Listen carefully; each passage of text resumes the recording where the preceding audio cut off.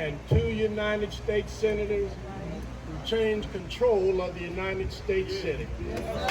That president was able to nominate, and the Senate was able to confirm.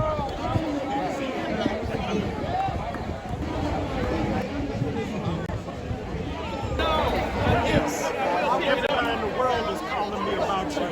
I'm like, I got it all. Ain't gonna let nobody turn me around, turn me around, turn me around. Ain't gonna let nobody turn me around. I'm gonna keep on walking, keep on talking, marching up to freedom's land. Amen. Amen. Amen. You know, as we're standing in this space right now, as we're standing with the reflection pool behind us, we got to remember from where we came and where we're going. And at the end of the day, what we're seeing happen, the voter suppression that's happening in this country, what we're seeing, it always comes, y'all, in three forms. Always. There's three pieces. One, there's always a strategy to marginalize and make sure that you're restricting access to the ballot. We saw that right here in SB 202. The second thing is always coming, thank you. It's on. The second way it always comes is literally to create a culture of fear, to make people fearful to go in and participate in the process. And the third way is always literally weaponize the administrative process, trying to create laws and other obstacles for people not to be able to go and vote. And through all of those things, y'all, we still brought it home, Georgia, did we not? We still brought it home. And in this space, I want to remind us, particularly Bishop, thank you. I want to remind us this is a faith space, because at the end of the day, it's never just been our political strategy that has moved us forward. It is when our political strategy has been aligned with our faith that we know at the end of the day that God ain't brought us this far to turn back now. We recognize that, but what that's going to require us to do, we're going to have to move like people of faith. And people like faith move like we're going to get the victory. People like faith know that it is our job, it is our responsibility, it is our calling to come up against those things that are unjust in our communities. It is our calling to make sure that we're engaging and the folks that are left behind and they're engaged in this process. It is our calling that we're literally transforming this nation. They're not coming at us, y'all, because we're losing. They coming because we winning, right? And there's a saying, yeah, when they go low, we go high. No, when they go low, we come hard, right? And we did it in 2018. I just want to remind you all, in 2018, many feel like that election was stolen. Hundreds of thousands of voters were kicked off the voting rolls. And we know that the outcome was not the outcome we expected. But what did we do? We went back to our communities, we organized, we linked up, and we came back in 2020 with a vengeance. And if you think they saw something in 2020, wait till they see what's going to happen in 2022. When I say black voters, you say louder. Black voters. Black voters. All right. We are mobilizing, that there is a spiritual coincidence that is coming to harness our energy, to stand up to the injustices.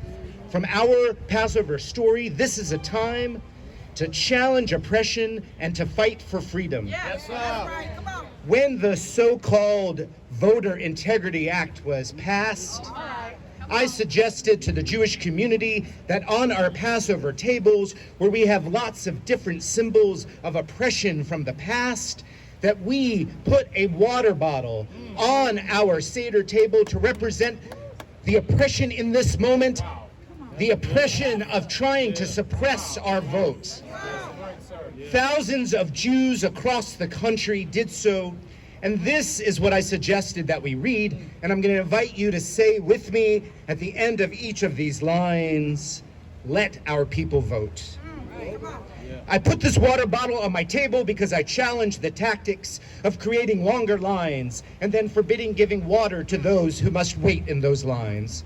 Let our people vote. I put this water bottle on my table because Representative John Lewis, may his memory be a blessing, taught us the vote is precious, it is sacred, it is the most powerful nonviolent tool we have in a democracy. Let my people vote. I put this water bottle on my table because voter suppression is oppressive, and it is an affront to democracy.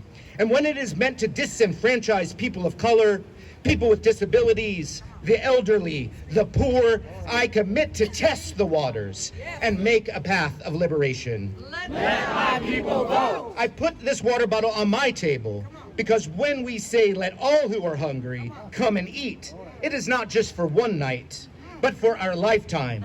And let all who are thirsty for justice come and drink and be encouraged to vote.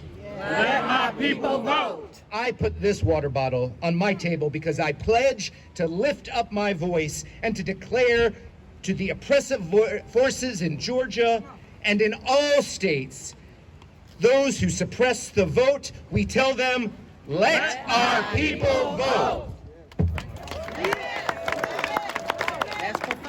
We have come 2,023 years later, seeking out the justice, because we understand that justice is not political, it is spiritual. And so we understood that during the Montgomery bus boycott, they did not have rallies every night, but they had prayer every night, because they understood the power of prayer, that if my people who are called by my name would humble themselves, turn from their wicked ways, then I will hear from heaven and I will heal the land. So we have come today at this crypt, realizing that Dr. King will not live again. But there is a candidate that they killed that was not on the balcony of the Lorraine Motel, but was on a hill called Calvary. They thought he wasn't going to come back again. But 3 days later, he came back with all power in his hand. And the power that is in his hand, he is now giving to Columbus, Georgia. The power that is in his hand, he's giving to Rome, Georgia. The power that's in his hand, he's giving to Savannah, Georgia. The power that's in his hand, he's giving to Augusta, Georgia. The power that's in his hand, he's giving to Alpharetta, Georgia. The power that's in his hand, it ain't even a county, he's giving it to West End, Georgia. And I am believing that this is a generation not of 12 disciples, but thousands of disciples that understand because we suffered with him, we will reign with him. John Lewis said the most powerful weapon we have is not a Uzi or a hand grenade. It is not a Saturday night special. It is our vote. And so that is our weapon of choice. And there are a whole lot of people who are going to be mowed down when we pull out this weapon. When we pull out this weapon, what they got away with the last time, they will not get away with this time. So the hands that used to pick cotton are now going to pick governors and pick Congress people and pick commissioners with that mighty hand. Would you lift up that voting hand? In the words of Marcus Garvey, up you mighty race, accomplish what you will. Georgia, is our time now. We've got to resurrect the vote. Walk together, children. Don't you get weary. There's going to be a great camp meeting on Election Day. Make some noise, Georgia. Let's change the world. And let's do it with Georgia.